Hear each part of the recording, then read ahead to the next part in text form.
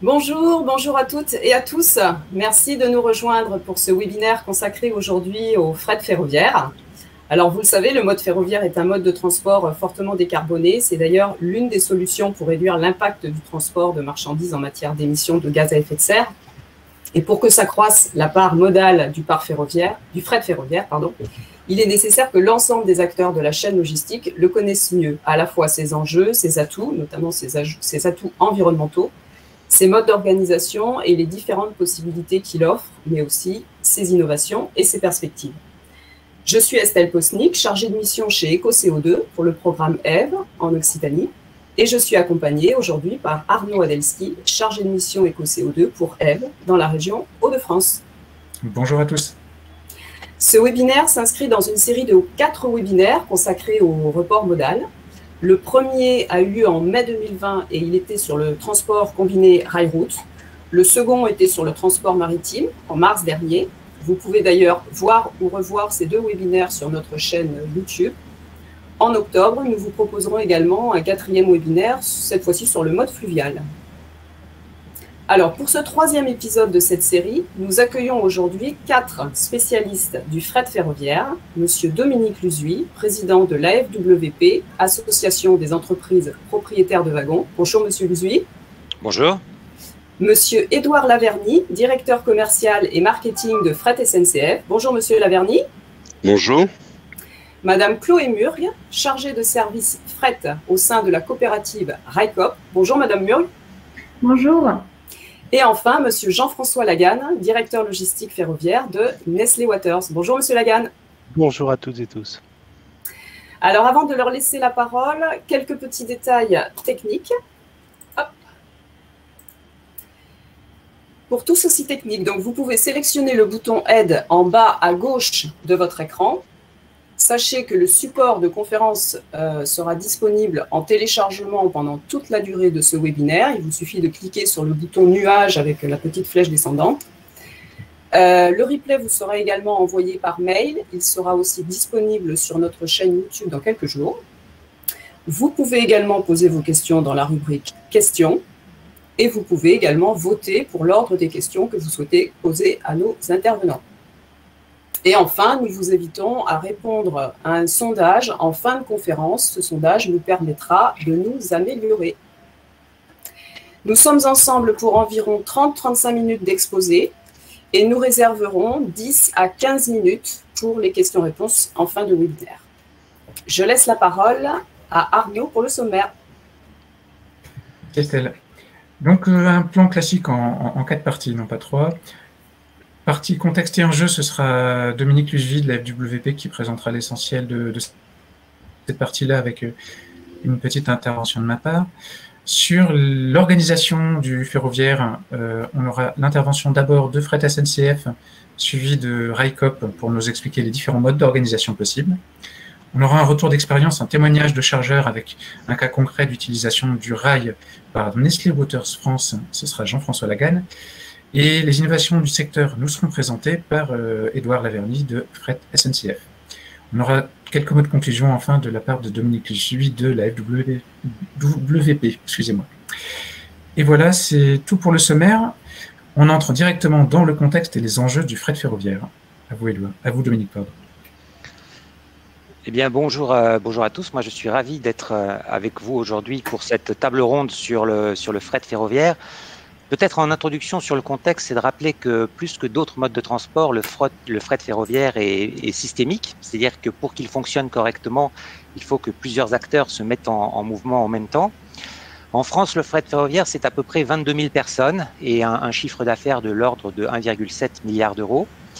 Dans les acteurs principaux, bien sûr, au milieu, on a SNCF Réseau, qui est, comme son nom l'indique, l'administrateur du réseau ferroviaire français et qui, d'une certaine façon, fixe les règles de fonctionnement pour l'ensemble des acteurs.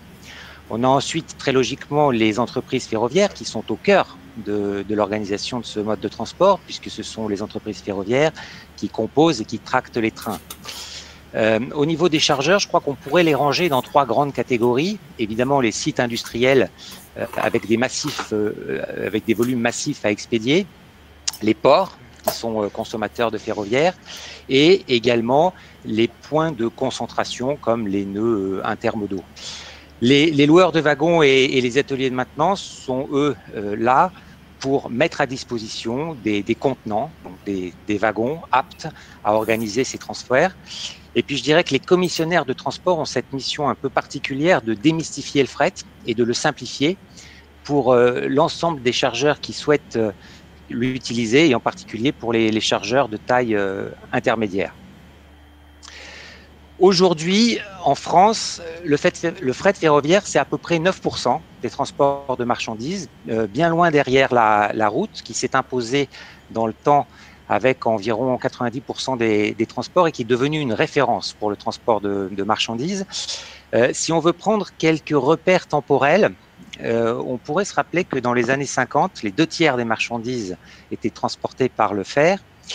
Et avec un éloignement un peu moins lointain, entre les années 2000 et maintenant, c'est un mode de transport qui a perdu à peu près 43% de ses volumes. Le ministère des Transports explique cette situation en distinguant deux types de causes. Des causes qu'il nomme comme exogènes au système et d'autres plus endogènes. Donc, dans les causes exogènes, on a évidemment la désindustrialisation de la France et de ses industries lourdes qui a pesé sur l'utilisation du fret. On a effectivement aussi une moindre dynamique de nos ports, puisque une bonne partie des marchandises qui rentrent en France et qui sont utilisées en France,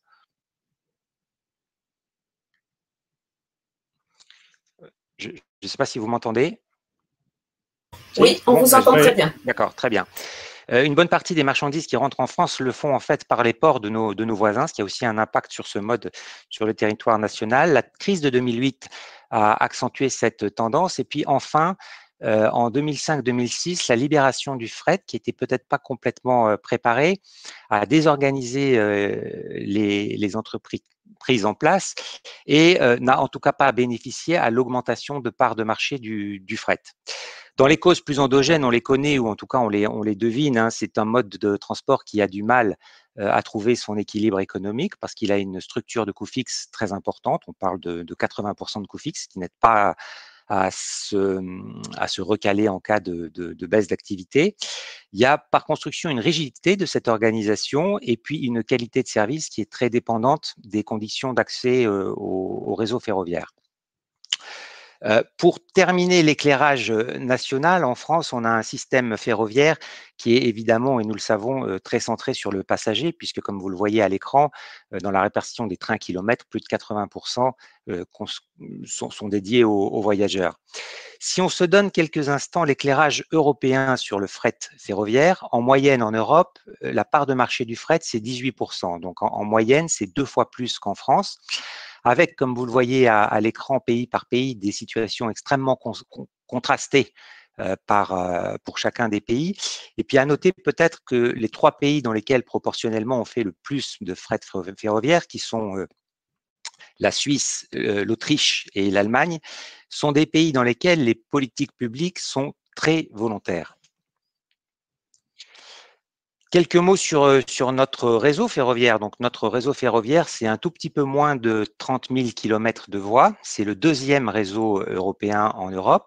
C'est un réseau qui est, par rapport à sa taille, assez largement électrifié et qui, historiquement, a été construit en étoile autour des grandes agglomérations, en particulier Paris, mais pas que, puisqu'on a une situation un peu similaire autour de Lyon, ce qui n'est pas sans poser aujourd'hui des problématiques de congestion et de contournement de ces agglomérations qui se sont largement développées. Le réseau est également relativement âgé, hein, puisqu'il a 33 ans de moyenne d'âge, et qu'il nécessite un effort de réflexion important de la part des services de l'État, et que pendant qu'on fait les travaux, évidemment, il y a des impacts sur la qualité de service, puisque les trains circulent moins bien, et aussi souvent avec des vitesses réduites. Sur le réseau, je voulais aussi dire 2 mots sur ce qu'on appelle les lignes capillaires, qui sont à peine 3000 km de voies, donc moins de 10% de notre réseau, mais qui permettent de faire du ferroviaire de bout en bout, et qui accueillent, ces 3000 km de voies accueillent presque 20% des trains de fret. Et donc, ils ont dans le dispositif un caractère particulièrement critique. En France, on a environ une vingtaine d'entreprises ferroviaires. Mais quand on regarde les choses avec un peu plus d'attention, c'est un marché qui est extrêmement concentré, puisque les 4 premières entreprises ont une part de marché de 85%. Donc le leader incontesté est Fret SNCF, que nous aurons le plaisir d'écouter tout à l'heure. Le numéro 2 est Euro Cargo Rail, qui est une filiale, qui est la filiale de la Deutsche Bahn, la société allemande. En troisième position, on retrouve Europort et Captrain, qu'on connaissait peut-être plus pour les habitués du ferroviaire sous le nom de VFLI jusqu'à l'année dernière, et qui est également une filiale à 100% du groupe SNCF. Nous avons fait figurer en bas du tableau, et pour ces 4 principaux opérateurs, l'évolution des tonnes kilomètres transportés et également de leur chiffre d'affaires.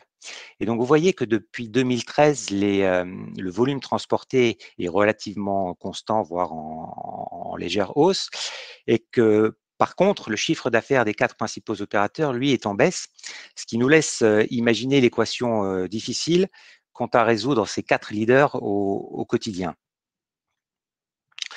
Et puis enfin, moi, je ne voulais pas vous quitter sans vous montrer quelques photos de wagons spécialisés pour des secteurs du fret différents. Là, vous avez un wagon qui transporte du gaz en haut à gauche, puis un wagon céréalier. Les wagons font également partie du patrimoine du fret ferroviaire français. On peut compter sur environ 70 000 wagons. C'est des wagons qui sont également vieillissants et où il faut rajeunir le poste et puis le mettre au goût et l'adapter aux nouveaux besoins des chargeurs. Donc, dans ce domaine-là aussi, il y a pas mal de choses à faire. Voilà, je vous remercie de votre attention.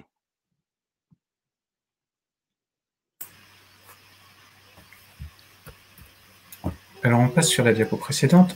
Donc, moi, je vais vous parler un petit peu du facteur d'émission carbone du mode ferroviaire en ce qui concerne le fret. On l'a dit en ouverture, le rail est un mode de transport de marchandises extrêmement performant en matière d'émissions de gaz à effet de serre. Et comment cela s'explique-t-il? Première raison, c'est une raison purement physique. Le rail, le frottement des roues sur les voies de chemin de fer, sur les rails, est beaucoup moins élevé que celui des roues d'un véhicule routier sur la route. Vous avez 7 fois moins de résistance au roulement sur le rail que sur la route. Une première raison, effectivement, qui explique qu'on a besoin de beaucoup moins d'énergie pour faire avancer des trains, même si il faut des grosses puissances au démarrage des trains, ce qu'on appelle au moment de l'arrachement. Deuxième raison qui explique cette très bonne performance, c'est le mix énergétique électrique français, puisque une part importante du transport routier se fait sur des voies électrifiées, du transport ferroviaire, pardon, se fait sur des voies électrifiées, et le mix énergétique français, lui, est peu fossile, et donc on a un mix énergétique électrique qui est, lui, très peu émetteur de gaz à effet de serre. Et troisième raison, c'est donc cet usage électrique majoritaire du rail. La base carbone prend comme hypothèse de base que le mix du rail est à 80% électrique et à 20% diesel. Alors, un petit rappel, le facteur d'émission du fret ferroviaire français il se situe en moyenne à 6,59 grammes CO2 équivalent par tonne kilomètre. Le facteur d'émission du fret ferroviaire européen est à 22,61 grammes CO2 équivalent par tonne kilomètre. Donc, il est beaucoup plus fossile, en fait, ce rail européen que le rail ferroviaire français qui bénéficie d'un réseau très électrifié d'une part et d'une intensité carbone du kilowattheure électrique très basse. Donc là, je vous ai remis les 2 illustrations issues de la base carbone. La base carbone que vous trouvez sur le site bilan-ges.adem.fr. Si vous êtes une entreprise utilisatrice du rail, commissionnaire, chargeur ou transporteur, vous pouvez vous tourner vers votre entreprise ferroviaire ou vos entreprises ferroviaires qui pourront vous communiquer leur propre facteur d'émission et vos émissions de gaz à effet de serre issues du mode ferroviaire pour la dernière période d'utilisation, que ce soit une année, un mois, un trimestre. Un petit exemple de calcul en transport rail-route ici. Donc là, on est sur une diapo qu'on a déjà présentée lors du précédent webinaire sur le ferroviaire en avril, ou non, c'était mai de l'an passé. donc vous retrouverez sur notre chaîne YouTube. Donc ici, on est sur un flux entre Seclin et Vitrolles, avec un premier segment routier. De Compiègne à Avignon, on est sur un envoi par train sur une distance de 770 km. Et les 775 km qui séparent Avignon de Vitrolles se font de nouveau par camion, donc avec 2 ruptures de charge. Et ici, le gain GES sur cette activité pour l'entreprise chargeur qui a choisi cette solution, il est de 66% par rapport à une solution entièrement routière, donc avec un mode combiné. Donc on a ici une solution qui est effectivement à 66% décarbonée par rapport à la situation de départ. Alors maintenant, on va passer au mode d'organisation du fret ferroviaire avec Édouard Laverny de Fret SNCF. Et Édouard, je vous mets tout de suite sur la bonne diapo. Oui, bonjour à tous. Je relève un challenge aujourd'hui, c'est d'essayer de vous présenter en quelques minutes les possibilités du fret ferroviaire, quelles sont les offres qu'on peut proposer au marché. Globalement, vous le voyez, on peut quasiment tout transporter au fret ferroviaire, tout type de produits.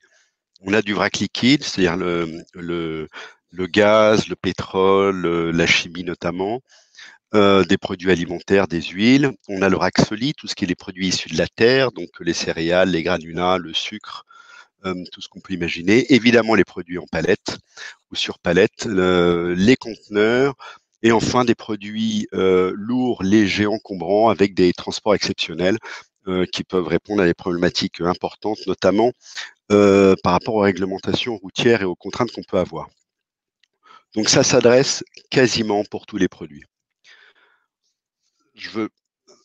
Merci. Au-delà de tous les produits, on est en mesure d'offrir quasiment tous les formats. Quand je dis tous les formats, c'est qu'on s'adapte effectivement aux besoins en termes de volume des clients. Ça veut dire qu'on a 3 types de formats principaux. On a effectivement le train entier, qui est un format à envoi massif avec beaucoup de volume. Le coupon, c'est en fait des mini-trains. On pourra le détailler plus en détail. Et enfin, le wagon isolé pour des envois requérant moins de volume. Vous le voyez, on ne gère pas de groupage à l'intérieur du wagon. Donc, on va dire que l'échelle, c'est le wagon. Et quand vous travaillez avec des conteneurs, ça dépend de la société qui gère les conteneurs, qui peuvent faire du groupage sur des lots encore plus petits que le conteneur. Alors, si on regarde plus précisément ces trois formats proposés. Premier format, c'est le format classique, un train. Alors, un train, c'est quoi? C'est en général commercialisé pour un client, un industriel, ou un opérateur combiné, mais on a dit aujourd'hui qu'on ne parlait pas du combiné ou peu du combiné. Donc, un client qui a la capacité de remettre des volumes suffisants pour remplir un train. Donc, c'est généralement pour un seul type de marchandises, puisque c'est des flux industriels, c'est pas une obligation, mais c'est le principe. Et effectivement, c'est des trains qui ont un caractère régulier ou saisonnier.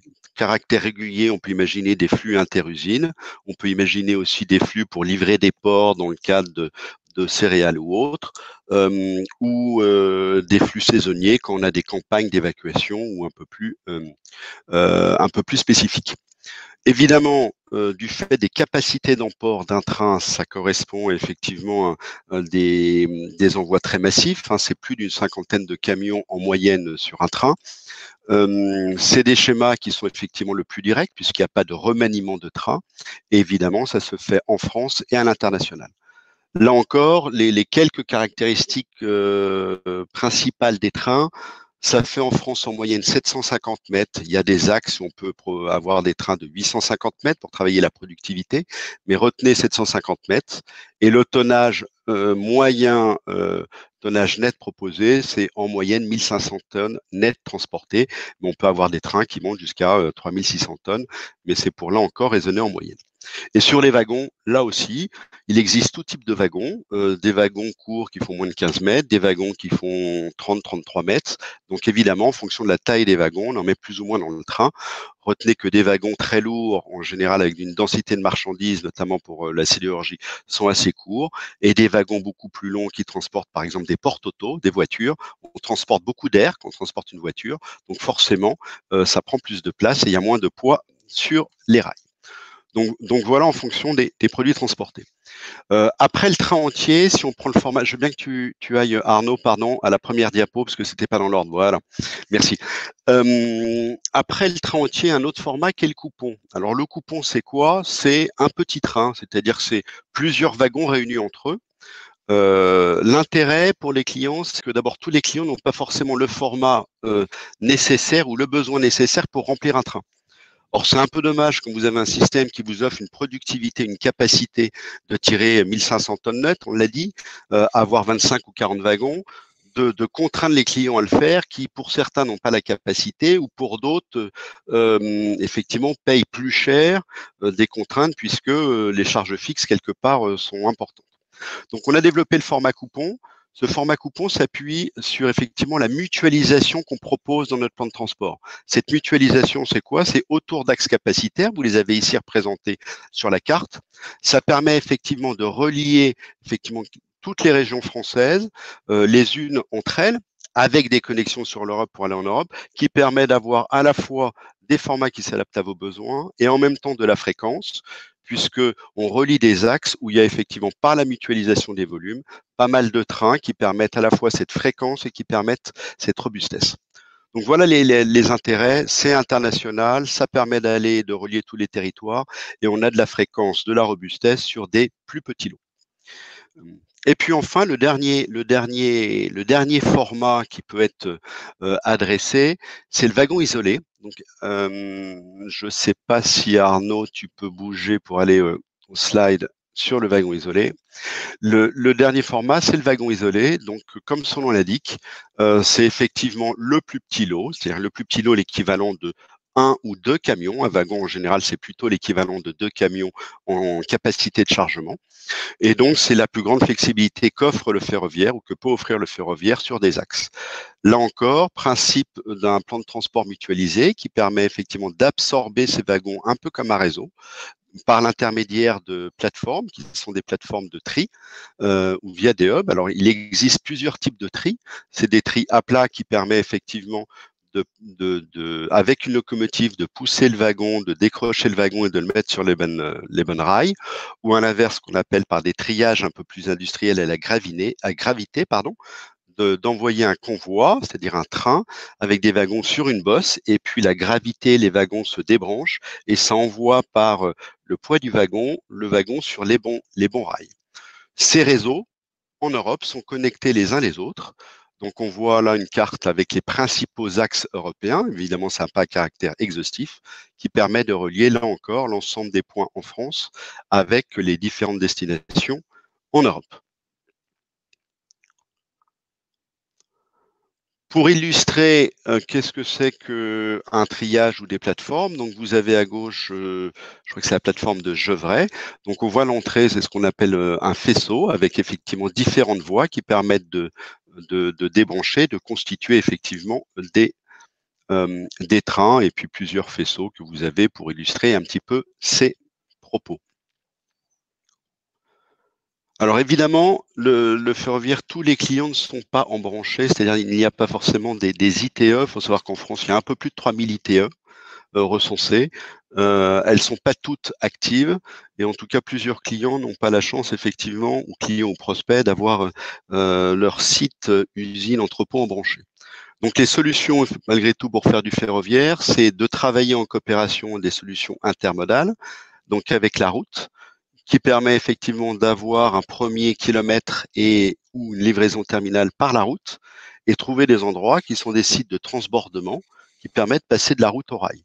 Le plus connu, dont je ne me suis pas étendu là encore, c'est le combiné, c'est-à-dire que c'est un conteneur, une caisse mobile, voire des autoroutes ferroviaires, c'est-à-dire des semi-remorques qu'on est capable de monter sur des wagons. Donc, vous avez à gauche, par exemple, sur la slide, des illustrations de conteneurs avec des portiques qui vont prendre le conteneur pour le mettre sur des trains. Et puis, vous avez sinon à droite des opérations un peu plus classiques de transbordement qui sont effectivement du chargement de palettes principalement, mais ça peut être aussi de produits sidérurgiques, de ferraille par des plateformes dans des wagons conventionnels.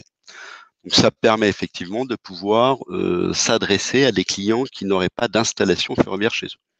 Là encore, ces systèmes-là, du fait de leur rupture de charge, qui consomment et du temps et des coûts, pour les amortir, nécessitent une distance ferroviaire entre les deux qui permet d'amortir ces deux contraintes liées à la rupture de charge.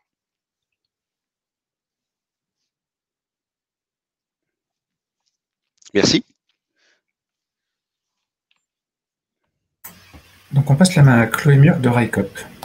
Oui, du coup, je prends le relais. Je suis ravie d'être là aujourd'hui pour vous présenter l'organisation RELCOP. Alors, ouais. Donc, RELCOP est un projet qui a vu le jour dans le Lot, dans la région Occitanie, il y a 3 ans, et qui s'est constitué en entreprise depuis fin novembre 2019. Donc, dès l'obtention de la licence ferroviaire et du certificat de sécurité, RELCOP deviendra la première entreprise ferroviaire sous statut coopératif en France.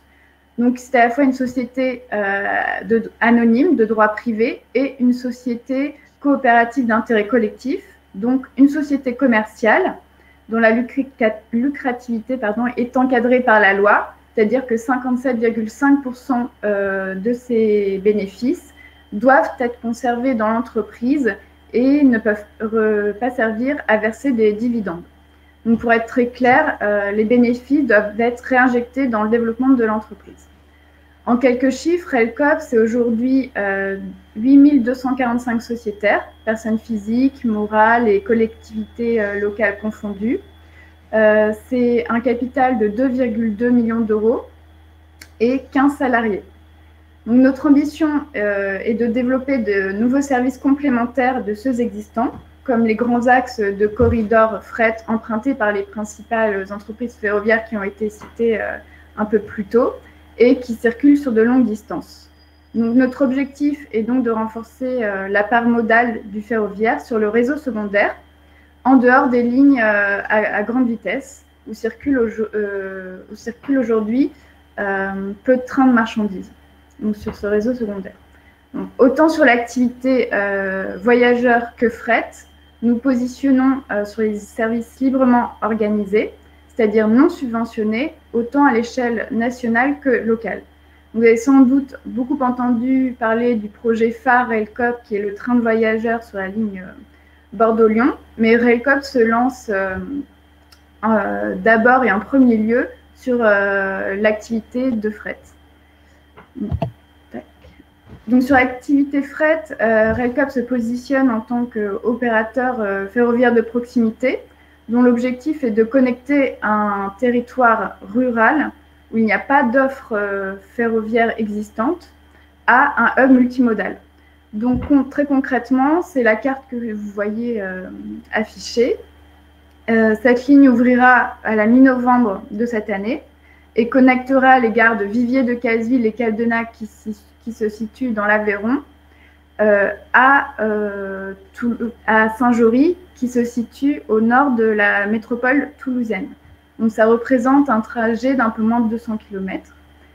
Et RELCOP propose en complément du transport ferroviaire des prestations de manutention, à savoir le chargement et le déchargement, ainsi que l'enlèvement chez l'expéditeur et la livraison chez le destinataire, en transport routier bien sûr, et dans un périmètre de 1 à 40 km autour des gares que vous voyez affichées. Donc, nous démarrons avec un service régulier à raison d'un aller-retour par jour, du lundi au vendredi, tout au long de l'année et avec des horaires fixes. Cette navette ferroviaire circulera avec une composition de 16 wagons de type Rails 26 que vous voyez affiché en bas à gauche. Elle transportera du fret palettisable, hors matières dangereuses et fret périssable dans un premier temps. Et elle desservira les cours de marchandises des gares de Viviers, Cadonnac et Saint-Jory, où s'effectueront les opérations de chargement et déchargement. Ces sites ne disposant pas d'infrastructure, on se servira des wagons comme espace de stockage, ce qui nécessite d'avoir une flotte assez grande, de 48 wagons, qui seront répartis sur les 3 sites que je viens de citer. Donc, à l'arrivée en gare, en fait, la locomotive laisse une rame chargée pour le déchargement et dans la foulée récupère une rame chargée préalablement. Donc le chargement s'effectue soit la veille, soit 1 à 2 heures avant le départ du train. Donc, dans l'objectif de développer la part modale du ferroviaire, notre offre de services s'adapte à tous, ou au plus grand nombre en tout cas. Les petites et moyennes entreprises et les commissionnaires de transport ont la possibilité soit de remplir un ou plusieurs wagons, soit de grouper leurs marchandises dans un wagon à celles d'autres clients. Donc l'enjeu, c'était de mettre en place un service qui corresponde aux exigences des entreprises qui avaient été interrogées en amont du développement de ce service et qui correspond à 3 principaux critères, à savoir la flexibilité, c'est-à-dire qu'il n'y a pas d'engagement obligatoire sur l'année, c'est des prestations de transport à la demande selon les besoins. Ensuite, la fiabilité, c'est-à-dire qu'on met en place une capacité de transport le train circulera dans tous les cas aux horaires fixés et aux jours indiqués. Et ensuite, la compétitivité, c'est-à-dire d'offrir des prix attractifs par rapport à ceux pratiqués par la route, par exemple. Et également des prestations au profit des chargeurs qui ont des forts volumes à transporter ou des entreprises ferroviaires en sous-traitance. Nous proposons l'attraction de wagons, de coupons de wagons, ou bien l'attraction de trains complets. Voilà un petit tour rapide de l'ensemble de l'offre RailCoop sur l'activité fret. Et je serai heureuse de répondre à vos questions à la fin de ce webinaire si vous en avez. Merci. Merci Madame Murg. On va passer la parole à Jean-François Laganne. Oui, merci. Donc, Nestlé Waters, pour le marché français, utilise effectivement le ferroviaire depuis, alors c'est dans ses gènes le ferroviaire. Pour vous donner quelques chiffres, c'est plus de 1100 trains par an et ce sont des trains massifiés de 32 à 34 wagons. Donc, pour vous donner un ordre de grandeur, c'est 55 000 ou 50 000 camions par an. Donc, c'est quand même considérable. Ce sont des flux qui essentiellement circulent autour du pôle vosgien Vittel-Contrex et offrent des relations avec des centres de distribution vers l'ouest de la France. Montreuil-Bellay sont des trains qui font 700 mètres de long, 690 mètres, et ce sont des trains qui font 2000 tonnes, donc on cherche absolument à saturer pour avoir une optimisation d'emport avec des profils de circulation, des ponts et des ouvrages d'art à prendre en compte dans nos circulations. Et donc rejoindre Montreuil-Bellay pour l'ouest, rejoindre Arles dans le sud, et avec une opportunité dans le sud, c'est de pouvoir, et c'est ce qui est intéressant aussi dans ce principe de logistique, de pouvoir contrebalancer nos flux avec des palettes de Perrier pour les remonter vers un centre de distribution qui est lui aussi situé dans les Vosges et qui permet de distribuer vers le Grand Est les palettes Perrier. Donc, c'est somme toute des transit time assez courts, puisque entre le temps de trajet, un aller, c'est 16 heures, le retour, c'est en J+1. Et éventuellement, si on a du backhauling, on peut arriver à faire un J+2 avec avec des wagons chargés dans les deux sens. On utilise des wagons bâchés, tels que vous avez pu les voir dans la présentation précédente de RailCoop. Ce qu'on peut dire aussi, c'est que c'est quand même plus de 20 000 tonnes de CO2 économisées par an par rapport à un transport équivalent routier. On a des trains qui viennent d'Italie, qui repartent d'Italie. Là, on les partage avec des fabricants, des chargeurs de papeterie. Donc voilà, tout le monde y trouve son compte et sa décarbonation. Un exemple qui est vertueux dans le sens où on travaille avec CHEP et on a travaillé avec CHEP et la société Commonde Transporteur pour remettre en place le train qui vient des Vosges et qui va vers l'ouest de la France à Montreuil-Bellay. À Montreuil-Bellay, on y dépose nos palettes de produits finis. On recharge des palettes CHEP qui sont donc sur des piles palettes, des semelles palettes, afin de pouvoir rentrer sur nos lignes de production. Et ces palettes CHEP arrivent directement sur nos lignes de production à Vittel, et donc on fait pratiquement un circuit fermé. Et pour finir, les derniers km pour aller chez nos clients, les centrales alimentaires, eh bien, on utilise des camions verts au bio-GNV et ces camions qui livrent nos produits finis aux centrales alimentaires collectent également des palettes CHEP et reviennent les faire traiter sur un site qui a été créé à cet effet, mitoyen de notre entrepôt, toujours à Montreuil. Et une fois réparées, ces palettes sautent dans le train. Donc l'intérêt, il est dans tous les chiffres qui sont affichés en bas à gauche. C'est des économies de camions, c'est des tonnes de CO2 économisées, c'est un double boucle ferroviaire et routière vertueuse. Enfin, afin de toujours chercher des solutions de décarbonation, on utilise pour faire notre train de Arles une locomotive nouvelle génération, puisqu'elle a la particularité, c'est la seule en France et c'est, je crois, la seule encore en Europe. C'est une locomotive qui a la particularité d'avoir deux motorisations. Une motorisation électrique, donc dès qu'elle est sous caténaire, elle déploie des pantographes, et une motorisation diesel qui lui permet de faire les premiers et derniers kilomètres qui ne sont pas sous caténaire avec un mode de transport sans être obligé de changer de locomotive. Donc un gain de temps évidemment en manœuvre, un gain de CO2 qui est considérable puisqu'on réduit sur ce trajet à l'année 14 tonnes de CO2.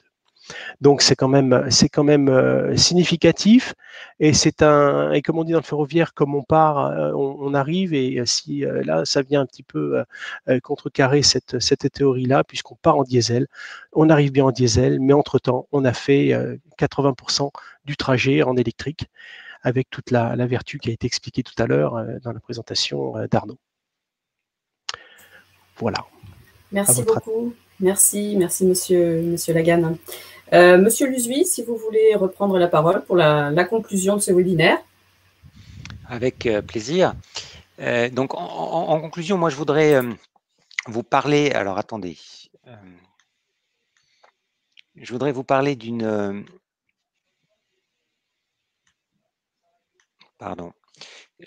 initiative originale en France et inédite qui a débuté il y a environ 18 mois.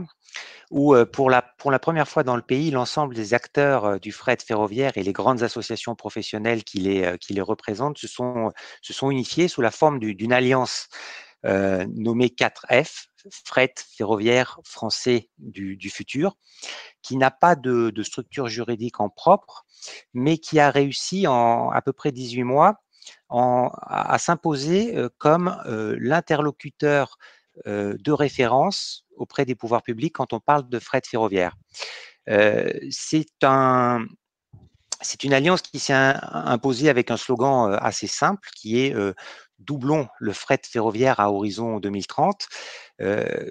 Cette ambition s'inscrit évidemment naturellement dans la stratégie bas carbone française et puis plus généralement dans l'ensemble du Green Deal européen qui prévoit une neutralité carbone en 2050. Bon, on l'a remis sur le slide, mais toutes les vertus du ferroviaire en termes d'économie d'énergie, de pollution de l'air, d'émissions de CO2 et même d'accidentologie par rapport aux autres modes de transport ont été mises en avant. Ce qui est intéressant, c'est que le gouvernement français a repris à son compte ce slogan, puisque vous savez que dans la loi maintenant, dans la loi LOM et le fameux article 178, le développement du fret ferroviaire a été légiféré. Et cette ambition de doubler le fret ferroviaire et de construire une stratégie pour l'augmenter a été préparée avec l'ensemble des acteurs du secteur et une stratégie ferroviaire autour de 3 grands axes et beaucoup d'actions concrètes qui seraient trop longues à détailler ici, mais a été élaborée. Un premier axe où il s'agit de faire du fret ferroviaire un mode plus attractif, plus fiable et plus compétitif. Alors avec évidemment une partie du travail chez les opérateurs et également un besoin du soutien de l'État. Dans cet axe-là, je pense que le volet innovation du fret ferroviaire sera déterminant parce que c'est là que regorgent les principales réserves de productivité. Le deuxième axe, c'est un petit peu ce que disait Édouard, c'est adapter encore plus les offres ferroviaires aux spécificités des marchés. Et puis le dernier axe, on en a également parlé, c'est sur le réseau. moi, ce que je dirais, c'est que de façon très concrète, au niveau du plan de relance, il y a des choses qui sont déjà en place et qui ont été lancées. Qu'on attend avant septembre une communication détaillée du ministre des Transports sur cette stratégie ferroviaire et qu'on a aujourd'hui un bel alignement des planètes pour réussir à transformer cette ambition en réalité.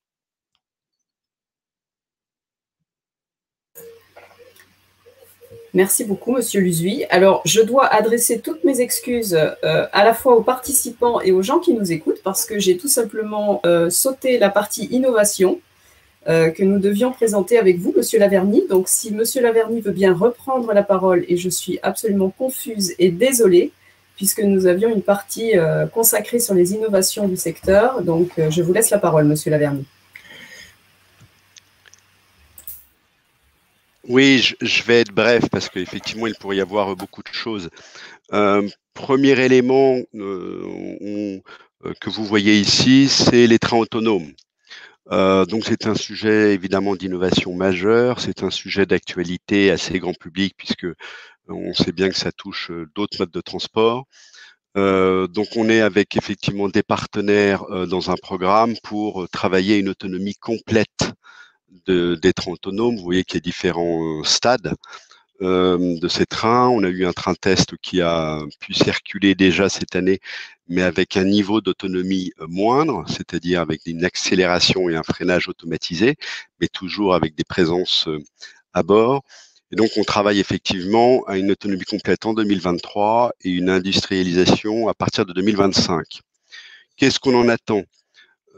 C'est d'abord une plus grande productivité du système qui passe à la fois par une efficience énergétique meilleure avec une consommation d'énergie optimale. On en attend des circulations plus fluides et régulières, tout simplement par une meilleure insertion sur le réseau et donc avec des espacements de circulation optimisés et bien sûr une vitesse optimisée.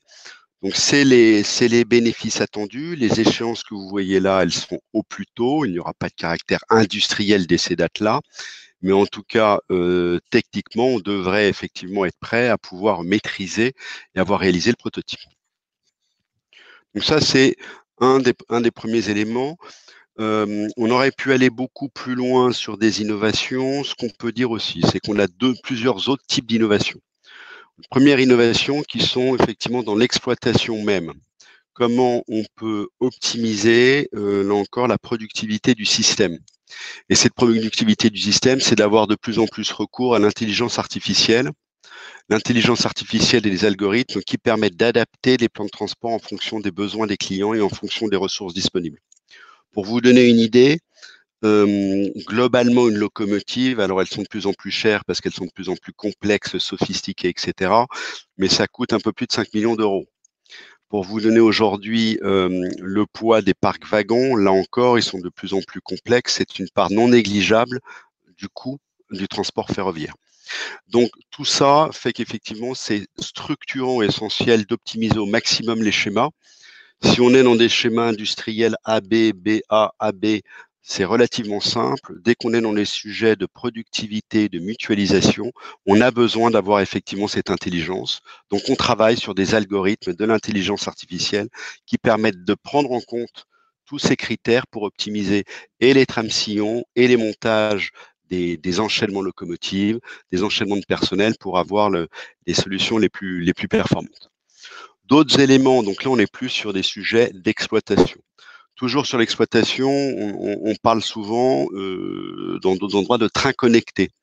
Qu'est-ce que ça veut dire des trains connectés? Ça veut dire que c'est des trains qui embarquent un certain nombre de capteurs qui sont positionnés en général sur le wagon et qui communiquent entre la locomotive et le wagon et qui permettent de pouvoir contrôler ou de renseigner sur un certain nombre d'informations.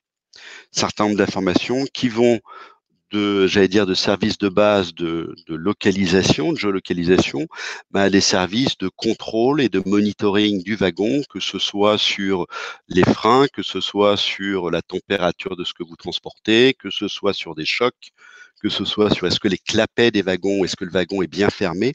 Donc, un certain nombre de capteurs qui peuvent permettre de monitorer tout ça. Donc là encore, et puis de communiquer avec la locomotive pour avoir des informations complémentaires. Dominique, au titre de la BFWP, pourrait commenter, aller plus loin sur toutes les fonctionnalités attendues, en tout cas sur ces aspects-là. Et puis, il y a effectivement des automatisations escomptées, là encore toujours, et une amélioration de la productivité, là encore toujours au titre de l'exploitation ferroviaire, donc de façon un peu plus concrète sur des triages. Comment on arrive à augmenter le cadencement des triages. Au-delà de ça, il faut qu'on rende facile l'accès au ferroviaire. Pour nos clients utilisateurs du ferroviaire, c'est pas déjà toujours simple de trouver la bonne adéquation et le bon fonctionnement avec les opérateurs ferroviaires dans un champ de contraintes, mais il faut pas qu'on les rejette aux clients, il faut qu'on soit le plus simple possible. Donc, on digitalise complètement notre interface client, qui doit permettre effectivement de rendre accès à tous nos systèmes d'information pour nos clients à qui on leur donne cette possibilité. Donc, on crée des interfaces par le digital qui permettent effectivement à la fois pour nos clients de pouvoir commander directement dans nos systèmes effectivement leurs besoins et qui permettent d'avoir en automatisme tout de suite une réponse sur on sait traiter votre besoin, on sait y répondre et on peut partir demain et vous aurez telle date. Avec évidemment après tout un sujet de suivi, de localisation, suivi du wagon avec tout ce qui est géolocalisation, que ce soit par des balises GPS ou que ce soit par des balises sol. Évidemment le traitement quelque part des contrats de transport, les lettres de voiture électroniques, c'est ce qui fait office d'un contrat de transport. Et puis un certain nombre de services associés, dont bien sûr tout ce qui est performance au titre du CO2, avec des informations qui sont données sur la consommation de CO2 sur chaque transport réalisé. Et puis les services complémentaires, là encore, pour faciliter l'accès au ferroviaire pour nos clients et pour rendre les choses le plus fluide possible. Par exemple, quels sont les types de wagons qui existent, qu'est-ce qu'il peut avoir à sa disposition, comment on est capable de traiter tel besoin, quelle est la distance ferroviaire, enfin tout un nombre de renseignements pratiques.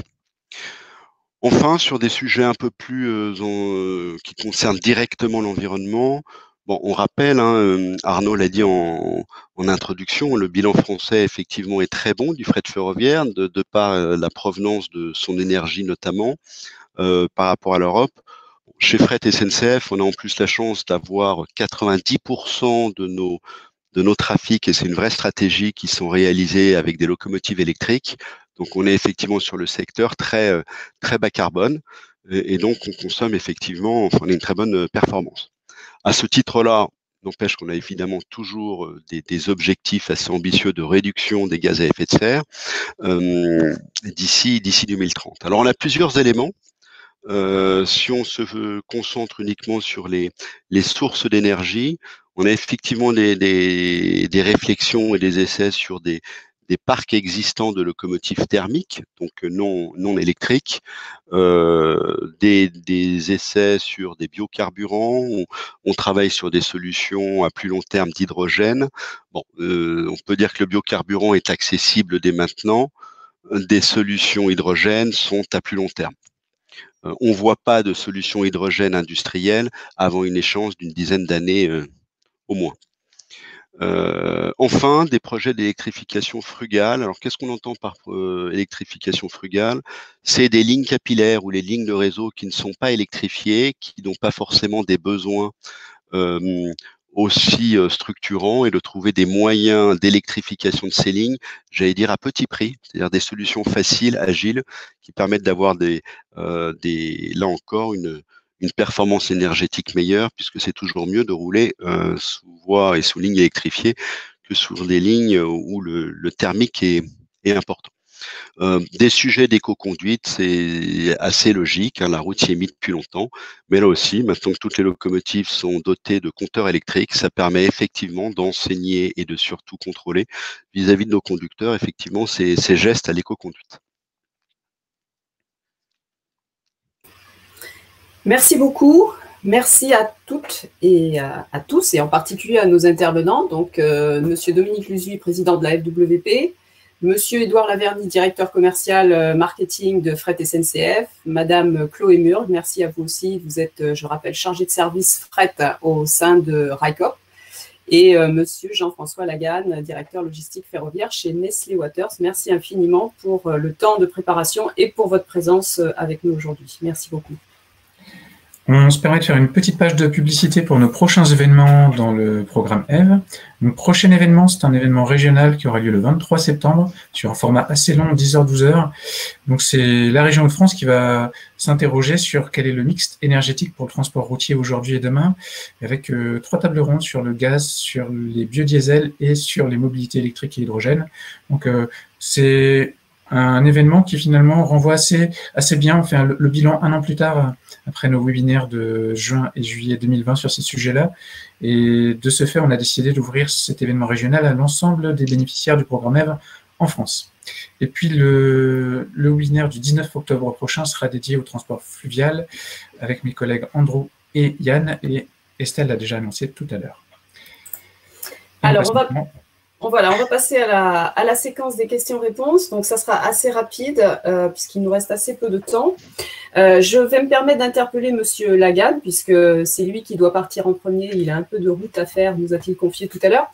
Donc, Monsieur Laganne, une question pour vous concernant la société Nestlé Waters. On comprend bien l'intérêt du ferroviaire pour les volumes et pour l'environnement. Comment se font le choix du ou des entreprises ferroviaires? Aspect financier, écologique, flexibilité dans l'organisation. C'est une bonne question. C'est tout simplement un appel d'offres dans les règles de l'art. Et les critères de choix sont effectivement sur la pertinence de la solution, des horaires, de l'emport, de la décarbonation, des solutions éventuellement de contreflux, de saturation, d'emport, voilà, tout ce qui peut faire que le coût du kilomètre est le plus performant possible, le coût kilomètre décarboné, encore mieux. Merci, Monsieur Laganne. Une question pour vous, Monsieur Laverny. Où peut-on trouver les cartes des réseaux projetés par Fret SNCF? Est-ce que vous avez un renvoi possible sur un site Internet, par exemple? Oui, alors on a ça sur un site Internet, mais sinon, effectivement, cette personne peut nous contacter. En tout cas, il y a 2 choses. Il ne faut pas confondre la carte du réseau qu'on a accessible ferroviaire qui est chez SNCF Réseau et la carte des axes proposés par Fret SNCF avec effectivement les connexions possibles qui sera disponible sur notre réseau. Sur notre site Internet, pardon. De la même manière, on a beaucoup de questions et on a une question en particulier, beaucoup de votes. Quels sont les prestataires de transport rail et route et quelles sont les gares en France? Alors, avant d'adresser cette question peut-être de nouveau à Monsieur Laverny, on a fait un webinaire sur le sujet avec comme partenaire le GNTC, le Groupement National du Transport Combiné. Et donc, vous trouverez sur notre chaîne YouTube ce webinaire qui date de mai 2020. Donc, je vous invite à le consulter. Et puis, je pense qu'il faudra qu'on trouve moyen de vous rendre disponible le support de ce webinaire sur lequel vous aurez beaucoup d'informations. Et sinon, sur le site internet du GNTC, vous devriez trouver plein d'infos. J'ai bon, Monsieur Laverny? Parfait. Oui, les railroads, vous l'avez dit, hein, c'est effectivement des routiers qui sont utilisateurs quelque part du ferroviaire. Donc, je l'ai dit, la technique la plus commune et la plus simple, c'est effectivement de procéder par du combiné. Ça nécessite malgré tout une organisation amont-aval, et puis ça nécessite de passer par des endroits ou des sites de transbordement équipés soins d'un portique. Donc, vous trouvez effectivement les différents chantiers de transport combiné en France, hein, qui sont référencés sur le site du GNTC certainement, ou sur le site de réseau. Et puis, il peut y avoir quelques cours ou des voies de débord où on peut avoir ce qu'on appelle des Richtekers, c'est des grues mobiles qui permettent aussi de procéder à ces opérations, mais ça nécessite des installations assez robustes parce qu'il y a beaucoup de poids, notamment en termes d'enrobés et autres. Sinon, il peut y avoir d'autres sites qui sont des plateformes de transbordement. Là encore, un peu plus logique, c'est des sites qui sont reliés au ferroviaire embranché, où on peut passer d'un wagon conventionnel à un camion, là, sans forcément avoir un conteneur ou une caisse mobile, mais une totliner où vous avez, avec un transpalette, possibilité d'aller d'un côté ou de l'autre. Donc ces sites-là, on a là encore des cartographies possibles. Il y en a aussi chez Réseau qui peut référencer des cours disponibles pour l'opération. Voilà ma connaissance. Je ne sais pas s'il existe un recensement exhaustif de l'ensemble de ces installations. Des terminaux combinés, oui. Des plateformes, je ne suis pas sûr. Ouais. Merci. Donc, si je comprends bien, il faut, quand on a une installation localisée à un ou plusieurs points de France, essayer de trouver les opérateurs ferroviaires qui ont des terminaux proches de chez nous. Oui, mais pas que les opérateurs ferroviaires, ça peut être des opérateurs. Vous savez, la richesse de notre tissu, on l'oublie souvent. On travaille de plus en plus avec des industriels qui sont embranchés et qui ne mettent pas à disposition forcément leur embranchement d'autres industriels locaux. Et on s'aperçoit que souvent les embranchements de nos industriels sont pas toujours le mieux exploités. C'est pas toujours possible. Hein. Il y a des sujets de responsabilité, il y a des sujets de capacité. Donc c'est pas parce que ça existe que c'est faisable. Mais quand on regarde au cas par cas, on arrive à avoir des situations où effectivement il peut y avoir quelque part une mutualisation du coût d'un embranchement d'un industriel qui peut en faire bénéficier d'autres. À partir du moment où on trouve l'équation et responsabilité et capacité. Encore ce qui n'est pas toujours facile, mais ça peut exister. Donc c'est un levier complémentaire, c'est un peu d'ingénierie, c'est une connaissance territoriale et c'est pour ça qu'on s'est organisé aussi avec des représentants territoriaux. Alors on va essayer de prendre une ou deux dernières questions. Quelles sont les lignes qui possèdent le plus de disponibilité en France pour des produits vrac? Monsieur Lusui peut-être ou Monsieur Laverny? Peut-être plus Édouard. La question est assez vaste. Je ne sais pas ce que je vais avoir du mal à répondre à cette question. La manière dont je l'interprète, pour m'éviter de répondre à côté si c'était le cas, en fait, c'est des produits vrac. On a dit que c'était souvent des produits issus de la terre, mais c'est peut-être autre chose. Est-ce qu'on peut intégrer des axes capacitaires? La carte que je vous ai présentée, c'est une carte effectivement qui relie les principaux sites en France. Donc tous ces axes-là sont disponibles. L'intérêt de ces axes, c'est qu'ils ont un caractère dynamique. C'est-à-dire qu'en cas d'accroissement d'activité, on peut réinjecter des moyens sur l'axe pour pouvoir augmenter les fréquences. On fait un train jour, on peut passer à 2 trains jour, 3 trains jour, en fonction des disponibilités et des capacités. Ça marche évidemment dans les deux sens. Donc les axes capacitaires, c'est vraiment le réseau cible, c'est ce qu'on appellerait notre squelette, où on souhaite effectivement proposer le plus possible de tapis roulants en mutualisant les volumes pour les mettre à disposition des clients, que ce soit d'ailleurs pour des trains ou que ce soit pour des plus petits lots. Donc après, la deuxième question, c'est que pour rejoindre ces axes, alors ça dépend si c'est du train ou du coupon, on a besoin d'avoir des dessertes, en fait, des lieux de connexion. Et donc là, ça dépend où vous vous trouvez. Et il n'y a pas de réponse toute faite. Mais globalement, en fonction des volumes que vous avez, si vous avez des volumes conséquents qui permettent la possibilité de faire un train, il n'y a pas de difficulté. Si les volumes sont plus petits et que ça nécessite effectivement de se connecter à un axe, il faut voir si les connexions d'axe ne sont pas très loin pour avoir des dessertes qui soient pas trop longues pour avoir une performance du système en fond d'emplissage. Mais là, on rentre dans le détail et il faudrait qu'on se rencontre pour voir la possibilité technique. En tout cas, la performance économique. Il est Merci 15h30. beaucoup. Merci On arrive au bout de notre infiniment. événement. Nous allons clôturer ce webinaire. Merci beaucoup. Alors, je précise quand même que toutes les questions auxquelles nous n'avons pas répondu, il y en a assez peu, puisque Chloé Murg, vous avez répondu en direct sur les questions RICOP. En tout cas, celles restantes, vous aurez une réponse par écrit, puisque nous allons vous écrire, tout simplement, puisqu'on a les noms et les adresses mail des auditeurs et des auditrices. Donc, merci beaucoup. Et on vous donne rendez-vous donc à la rentrée pour le prochain webinaire d'Arnaud et celui ensuite sur le mode fluvial. Merci, bonnes vacances à tous. Merci, Merci bonne encore. journée.